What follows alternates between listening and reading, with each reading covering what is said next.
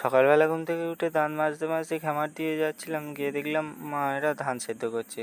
আর একটু ভোর ভোর উঠে যে, কারণ সকালবেলা 5টা বাজলেই রোদ উঠে যাচ্ছে। তারপর মা বলে একটু ছাতুর শরবত করে দিতে, আমি ছাতুর শরবত করে দিলাম। এসে আমি চান টান করে ঘরটা মুছে নিয়েছি, আর এর পেছনে আমার ছেলেগুলো পড়তে এসে তারপর চান টান করে ফুলগুলো তুলে নিয়েছি। আর আজকে আমার ফুল গাছে প্রচুর ফুল ফুটেছিল। একটা নতুন জবা গাছ লাগিয়েছি, সেটাতেও ফুল ফুটেছিল, এক পেতে ফুলেছিল। তারপর ফুলগুলো তুলে বজরংবলীকে প্রণাম করে গুরুকে ফুল দিয়ে চলেছি। তারপর আমাকে পাড়ায় সবাই ডাকতে এসে ইলেকট্রিক অফিসে ফোন করার জন্য। এই যে আমাদের লাইনটা গেছে, এর ওপরে বাঁশঝাড় পড়েছে, যে কোনো সময় বিপদ ঘটতে পারে, সেই জন্য ইলেকট্রিক অফিসে তারপর ফোন করে দেওয়ার পর ওরা এসে লাইনের তারটা কেটে দিয়ে গেল, আর পাড়ার সবাই মিলে বাঁশঝাড়টা কাটছিল। আর এদিকে মা বললো তাহলে মুড়ি কুমড়োর তরকারিটা করে দিতে, আর আমি এদিকে মাকে বললাম ঠিক আছে তাহলে কুমড়োর তরকারি আর পরোটা করছি। মা বললো ঠিক আছে।